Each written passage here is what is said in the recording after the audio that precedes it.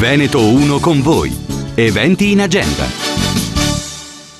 Veneto 1 con voi, ben ritrovati sui 97.500 di Radio Veneto 1 e ben ritrovati anche a chi ci sta seguendo sui nostri canali video, i nostri canali social.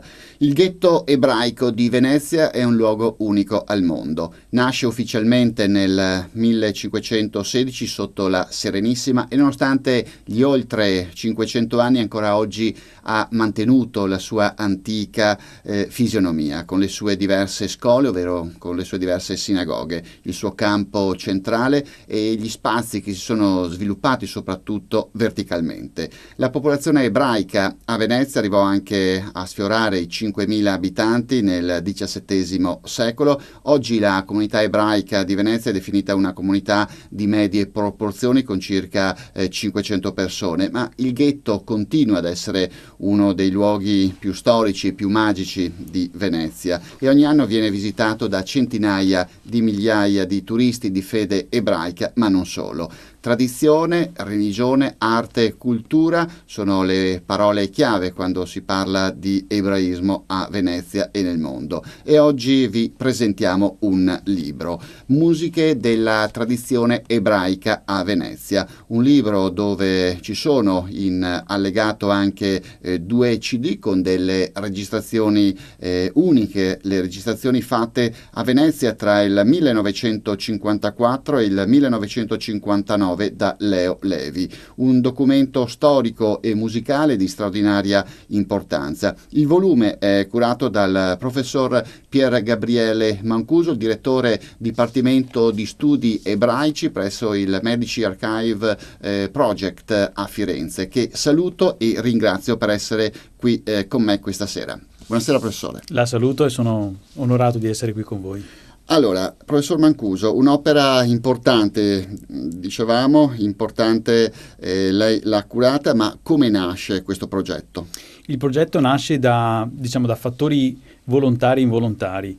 E nasce da un desiderio, una sorta di sogno rimasto nel cassetto per alcuni anni, cioè quello di raccogliere le tradizioni musicali degli ebrei veneziani e di darne una ragione, una spiegazione, trovare un filo comune a quello che era appunto un variegato mondo musicale che da un punto di vista delle tradizioni copriva il rito spagnolo, sefardita, levantino, quindi l'Oriente Mediterraneo, per arrivare poi alla tradizione italiana, altrimenti detta Italkit, e quella nord europea ashkenazita.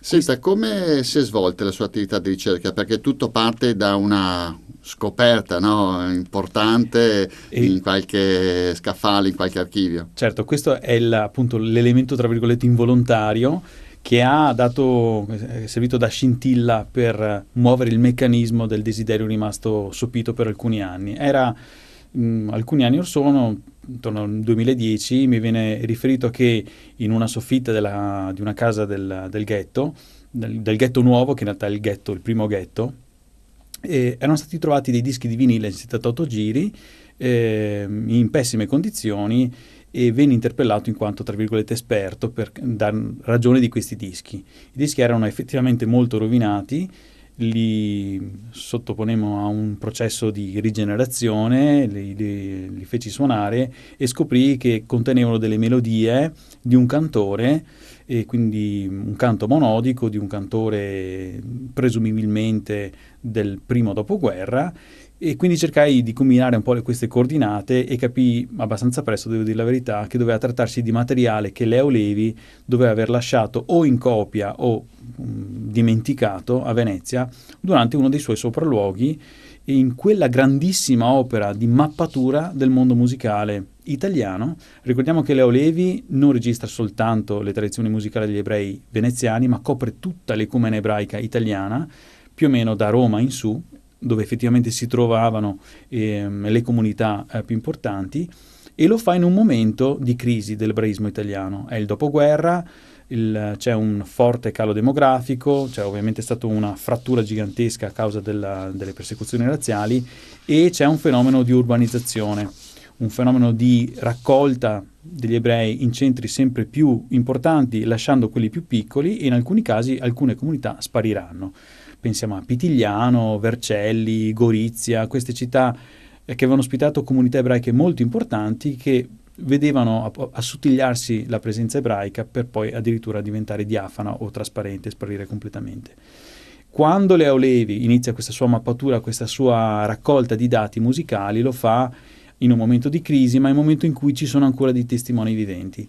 Quindi sono persone che conoscono per apprendimento orale, mnemonico, tradizioni musicali che fino a quel momento non erano state registrate. Cioè quello che fa lui quindi è una vera e propria mappatura, convinto che questa fosse una parte di quella grande mappatura che consta di varie ore, migliaia di brani raccolti, decisi di in un qualche modo di attivarmi fino a che a seguito del 500° anno del ghetto di Venezia, che non è stata una celebrazione ma è stata una riflessione sul significato del ghetto nei suoi aspetti negativi ovviamente quanto positivi in un qualche modo, decidemmo di concerto, lo dico in maniera un po' scherzosa, ma con la comunità ebraica e non solo, la Regione Veneto e altri enti locali, di raccogliere questo materiale, di esaminarlo criticamente e quindi di proporlo al pubblico in quanto testimonianza non soltanto musicale, ma testimonianza culturale di un ebraismo veneziano veneto che proprio nel ghetto aveva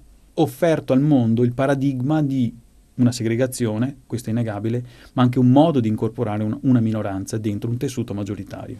E nel libro in allegato ci sono anche questi 2 CD, allora adesso con l'aiuto alla regia di Paolo Martignago ascoltiamo anche il primo brano, il canto di Davide. Con il Salmo 29 inizia la preghiera serale del Kabbalat Sabbat, il rito di accoglienza del sabato, e nel Salmo si parla di vari fenomeni naturali, epifanie prime e più evidenti della potenza divisa esplicatasi nell'opera della creazione, portata a concepimento all'inizio del 7° giorno.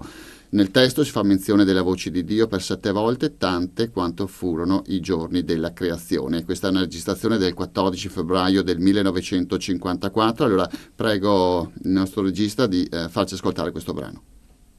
Midmor le David avul Adonai benelim avul Adonai kavod vangod avul Adonai kevod shemo Ishtachau Adonai be'adrat kodesh kol Adonai alamayim el הכבוד יראים אדוני המים הרבים כל אדוני בכוח כל אדוני בהדר.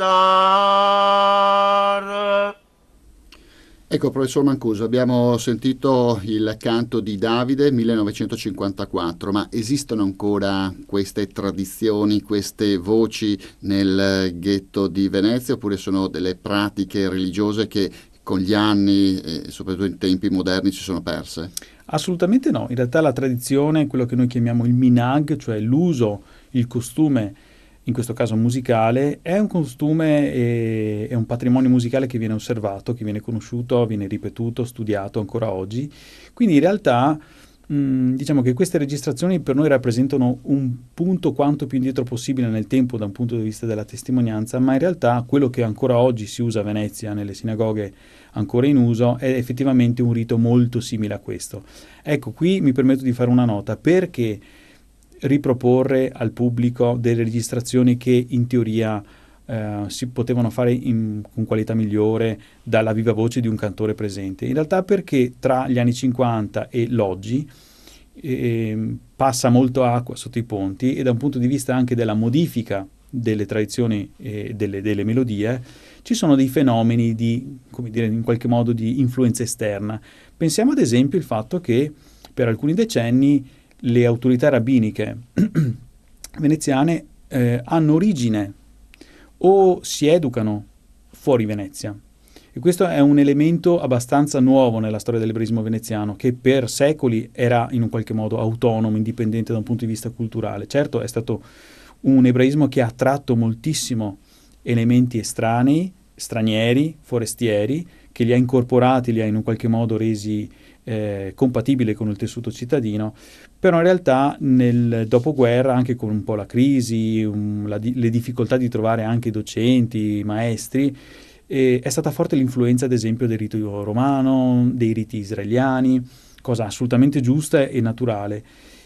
Quello che invece noi troviamo in queste registrazioni è un rito che, per quanto possiamo ipotizzare, è abbastanza simile a se stesso, e se noi volessimo fare un confronto, potremmo anche notare che le differenze sono sempre da un punto di vista, come in un qualche modo, melodico, cioè laddove il rito veneziano si basa su melodie modulari, la tendenza moderna è quella di cambiare il modulo e seguire più delle melodie in senso orizzontale. Ma questo ovviamente è una problematica prettamente etnomusicologica, teorica, che forse al lettore medio può anche non interessare, però in realtà secondo me la cosa che non interessa è che questo minhag, insisto a usare questa parola perché non è la tradizione in senso statico. Il minhag è un qualcosa che guida, infatti significa ciò che guida, ciò che ci porta verso un luogo, è una tradizione in movimento che si arricchisce degli elementi del presente, quindi non rimane uguale a se stessa, ma è destinata in un qualche modo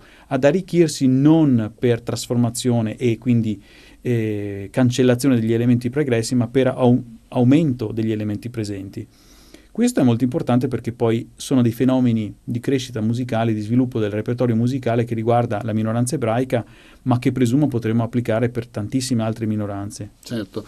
Professor Mancuso, nel libro ci sono questi 2 CD, ma ci sono anche dei saggi, 3 soprattutto. Il primo è quello di Donatella Calabi, dove il ghetto di Venezia viene descritto come l'insieme di diverse comunità, più sinagoghe e terreno anche di scambi culturali. È stato anche questo una delle caratteristiche del ghetto veneziano? Assolutamente, guardi, io apro questa breve parentesi personale, non mi piace parlare di cose personali, ma in questa sede forse posso anche farlo.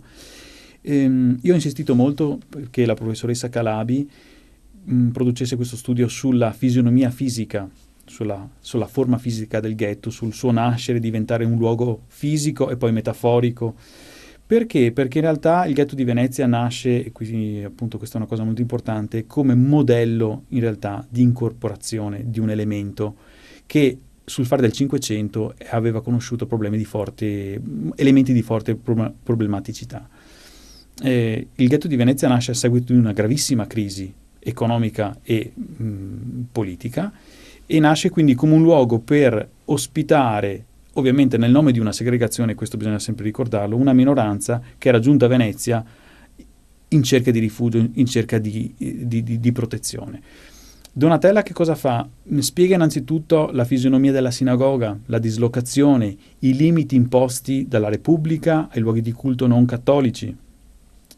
E lo fa questo con dovizia di particolari, mostra anche come il luogo ghetto non sia soltanto un luogo in cui ebrei di origine diversa, perché ricordiamo che i primi ebrei a essere ghettizzati sono quelli tedeschi, che vengono appunto dall'Europa centro-nord, ma anche quelli italiani, quelli di antica origine italiana, i cosiddetti Italkim.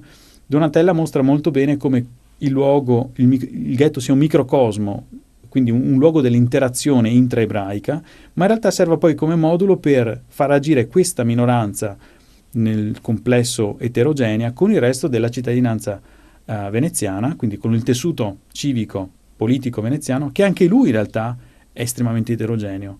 È vero che non siamo nella grande esplosione delle minoranze che giungono a Venezia da tutto il mondo, ma nel Cinquecento siamo in un'epoca in cui la minoranza come concetto e come soggetto economico-politico ha un significato e un ruolo assolutamente fondamentale nella vita veneziana. I veneziani nascono, e questo è un fatto storico, come minoranza nella minoranza, come anomalia geopolitica, e in quanto tale in un qualche modo accettano quella che potrebbe essere considerata appunto l'anomalia civico-politica culturale, la sostanziano e la rendono propria in un qualche modo. Quindi il ghetto è certamente un luogo di interscambio, se vogliamo. Adesso ascoltiamo, sempre con l'aiuto della nostra regia, un altro brano, Vieni mio caro, uno dei più noti inni sabbatici, composto attorno al XVI secolo, e nel brano si invita Israele, paragonato allo sposo, ad accogliere lo sabbat, cioè la sposa. Anche qua 14 febbraio 1954 la registrazione. Prego la regia. לך דודי לקראת כלה, pene shabat ne kabela lekado di rikrada kala pene shabat ne kabela shamor veda korbe di burekad ishmi anuela ame yokad Adonai echad u'shmo echad Leshem u'letiferet velidillah.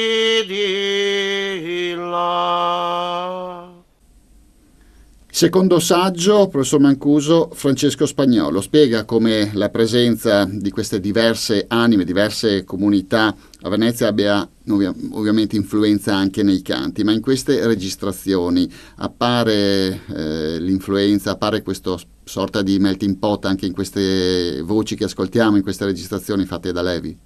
Certo, il Francesco Spagnolo centra il suo studio nel concetto di melting pot, che è un concetto moderno e anche una definizione molto moderna, molto così fascinosa in un qualche modo, che ci riporta a un testo dei primi del XX secolo, molto interessante, ma che in realtà come concetto geopolitico, sociale e culturale nasce proprio qui a Venezia.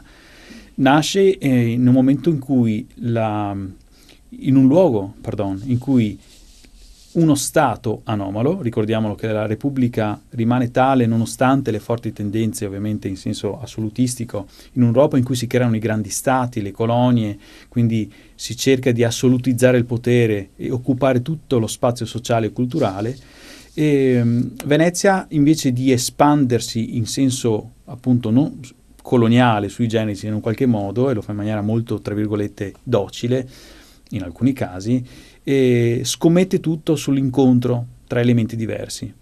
E questo non è soltanto una specie di carezza che noi facciamo alla storia veneziana, non è una sorta di giudizio positivo perché siamo nella Venezia del Cinquecento, che a noi piace molto. Non è soltanto questo, è un fatto vero e proprio, è un elemento oggettivo.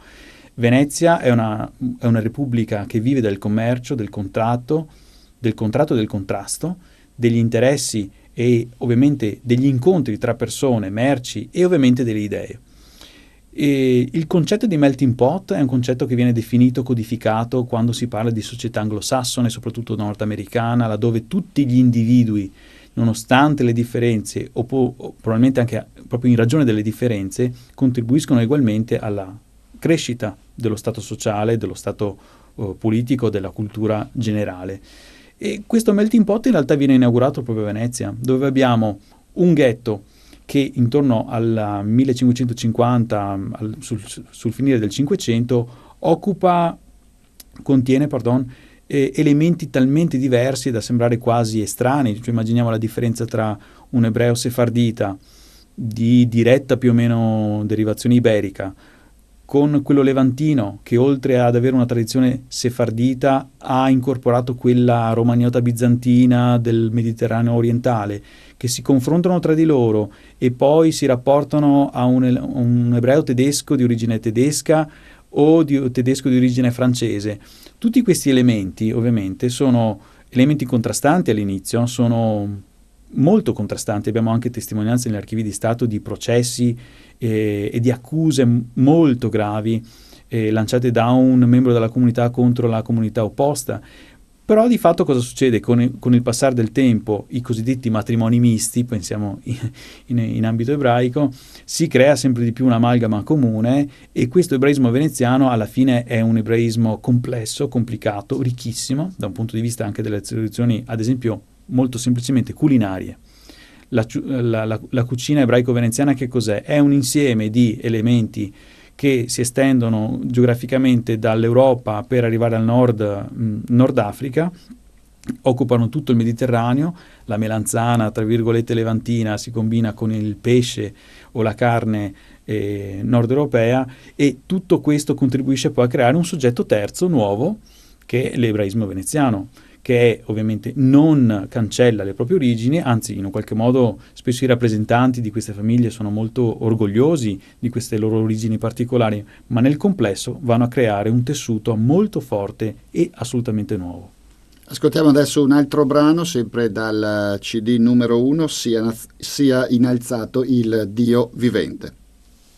יגדל אלוהים החי וישתבח נמצא ונגד אלו מציאותו אחד ואין יחיד כייחודו נגלם וגם אין סוף לאחדותו אין לו דמות הגוף ואינו גוף לא נערוך אליו קדושתו קדמון לכל דבר אשר נברא ראשון ואין ראשית לראשיתו. Professor Mancuso, nel terzo saggio Walter Brunetto parla nel dettaglio delle registrazioni che Leo Levi fece al Ghetto, ma come avvennero queste registrazioni, perché Levi scelse Venezia? Allora, le registrazioni di Leo Levi sono, tra virgolette, se lo dico con il massimo rispetto per Leo Levi che amo alla follia in qualche modo, sono artificiali, cioè non vengono fatte nel momento in cui la liturgia ha luogo, e questo per un motivo molto semplice, che la liturgia sabbatica, che è quel cuore centrale della raccolta, avviene di sabato, durante il quale non possono essere usati strumenti che usano elettricità, che possono essere accesi o spenti. Questo ovviamente Leo Levi lo sa molto bene e capisce che quindi l'unico modo per poter mappare realmente un fatto etnomusicologico, diciamo l'errore minore è in un qualche modo prendere la persona più informata e portarla in un luogo neutro, non fingere una funzione.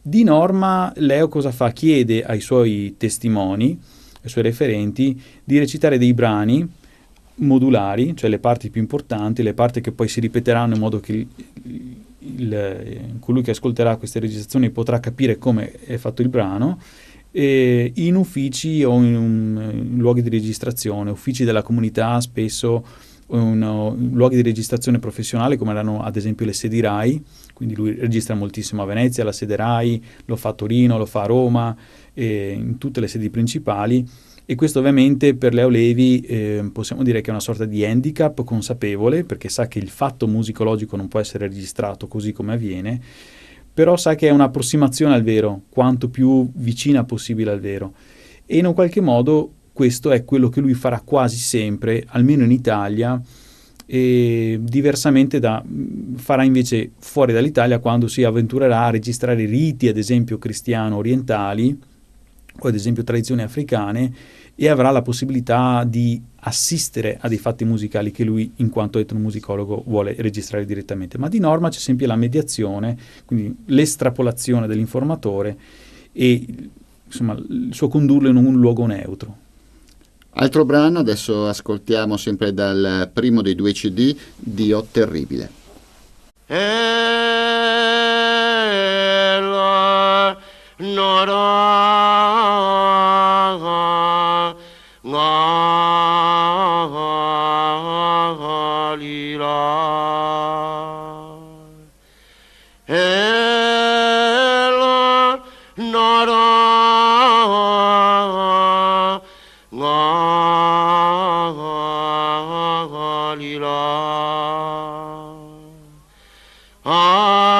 Tirano mechila beshagad anenila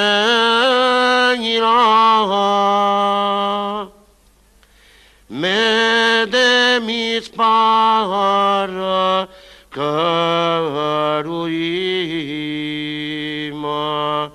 lekhangaila no seim umasaldim machira beshangad anenila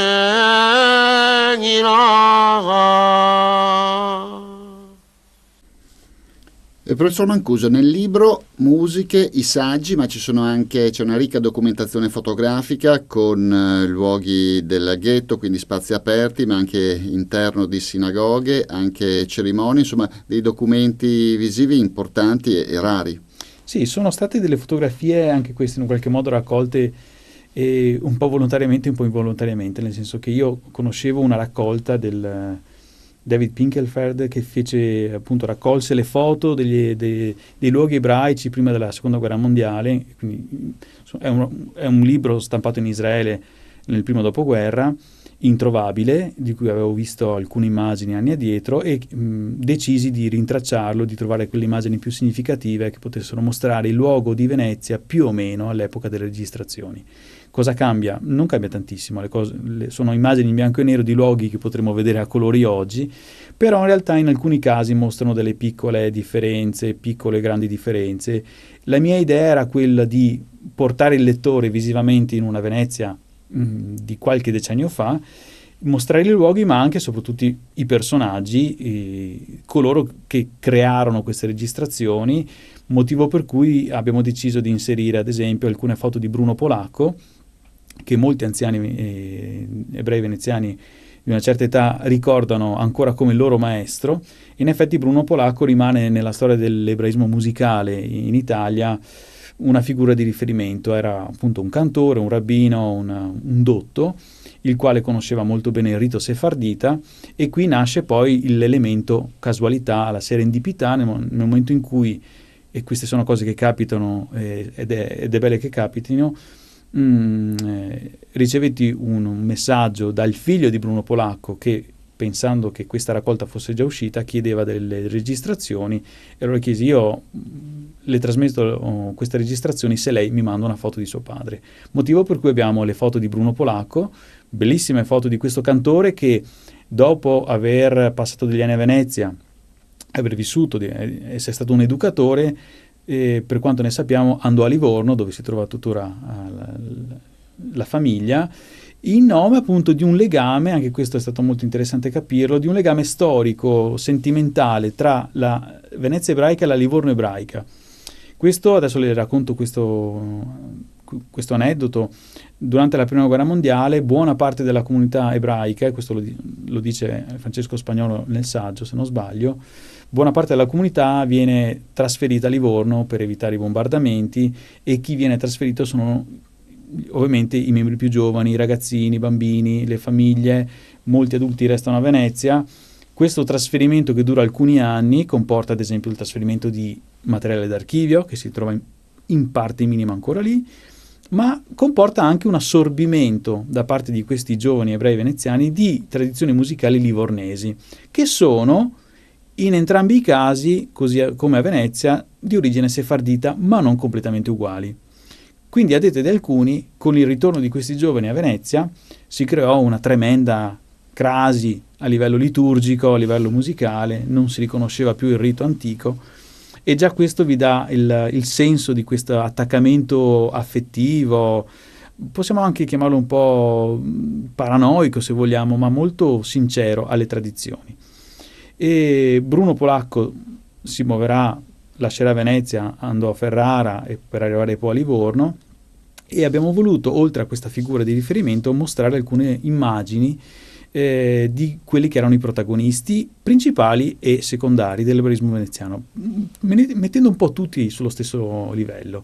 C'è una fotografia che abbiamo visto nel filmato prima, è un matrimonio di due bellissimi giovani, posso dire essere parenti acquisiti, e gli officianti sono due: Bruno Polacco, cantore, e il grandissimo rabbino Elio Toaf, che in quegli anni era diventato rabbino capo di Venezia, trampolino per diventare poi rabbino capo della comunità più importante d'Italia, quella romana.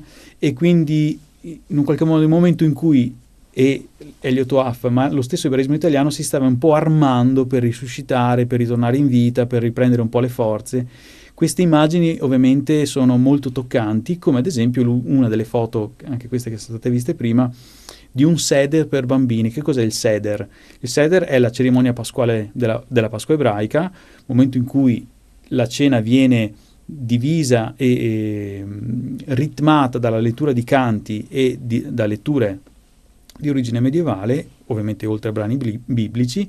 Questa immagine mostra il momento in cui gli adulti, coadiuvati anche dal rabbino Adolfo Tolenghi, che morì nei campi di concentramento peraltro, educano queste giovani generazioni. Probabilmente quel momento, quella foto, non fu fatta durante la Pasqua ebraica, ma in un momento preliminare, qualche giorno prima, in cui questi giovani bambini dovevano essere educati per fare poi l'atto vero e proprio, ed è un'immagine bellissima. Ricordiamo che quell'immagine, oltre a mostrare dei bambini che in parte sono ancora vivi oggi, mostrano una delle ultime immagini di Adolfo Tolenghi prima della deportazione. Adolfo Tolenghi rimase rabbino capo di Venezia nonostante fosse cieco, nonostante gli fosse stata la possibilità di lasciare Venezia e scappare in Svizzera, ma lui disse molto chiaramente: io resto qui per la mia comunità, per i miei fedeli, per questi miei vecchi che sono rimasti nella casa di riposo, e venne deportato insieme a loro, li accompagnò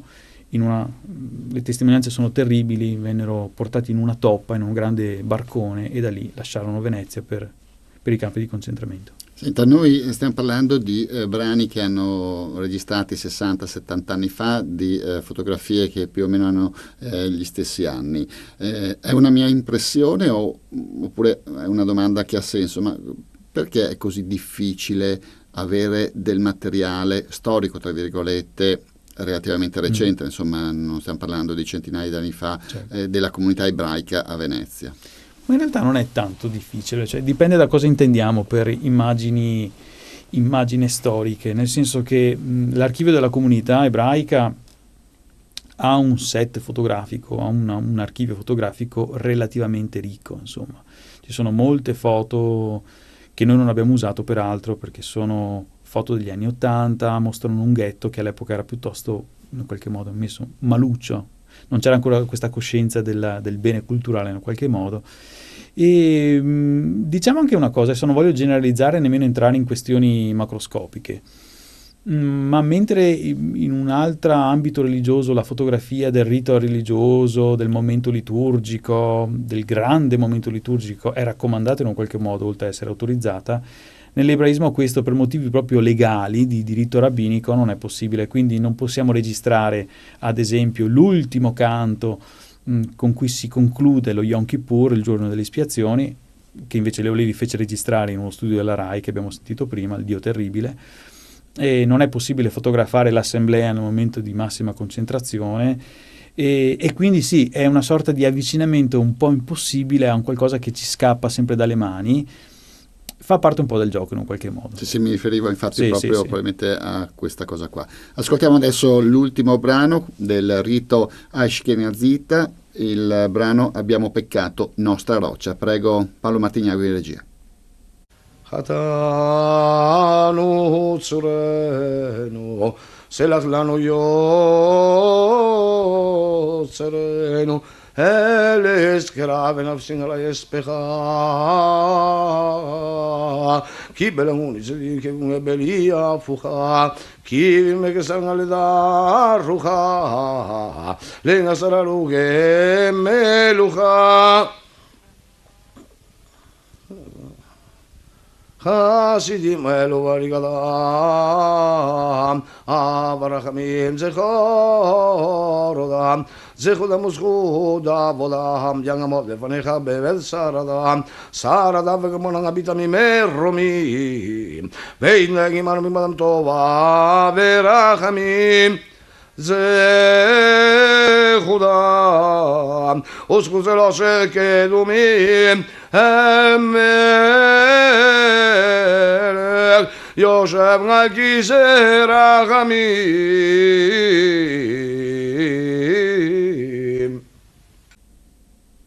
Musiche della tradizione ebraica, le registrazioni di Leo Levi a Venezia dal 1954 al 1959 a cura del professor Pier Gabriele Mancuso, che abbiamo qui con noi in studio. Professore, immagino che siano molti i ringraziamenti per quest'opera, che insomma soprattutto una grossa attività di ricerca. importanti professori che hanno curato i saggi assieme a lei, la casa editrice, e anche altre realtà, a cominciare credo dalla comunità ebraica tutta. Assolutamente sì. Questo è stato, tengo a sottolinearlo, è il frutto di uno sforzo collettivo dove il contributo di ciascuno è stato assolutamente determinante. Ad esempio l'Accademia di Santa Cecilia ci ha concesso l'uso di queste registrazioni, l'editore Squilibri ha voluto scommettere su questa opera che è difficile in un qualche modo da digerire, ma insomma per i buon gustai può essere anche molto, molto utile, molto buona.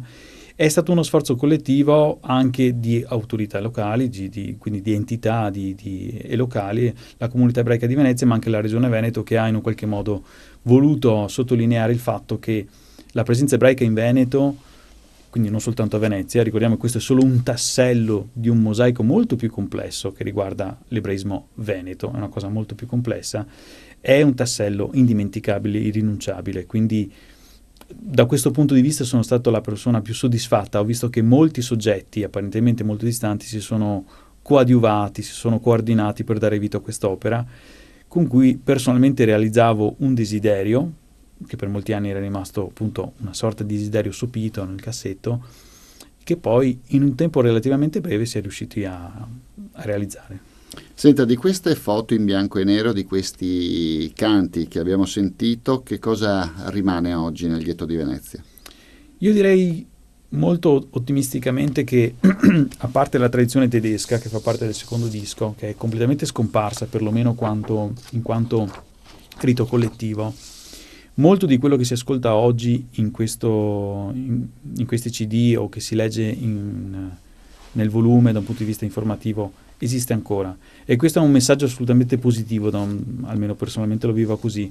La tradizione continua, la tradizione nonostante le difficoltà, nonostante eventi tragici e meno tragici, anche nonostante eventi che hanno polarizzato l'attenzione il personale, collettiva della comunità ebraica e non solo, questa tradizione rimane, è un segno di una continuità, ma secondo me è anche il segno del fatto che l'arricchimento culturale non avviene ovviamente per sostituzione, ovviamente ancora meno per sottrazione, ma per addizione degli elementi.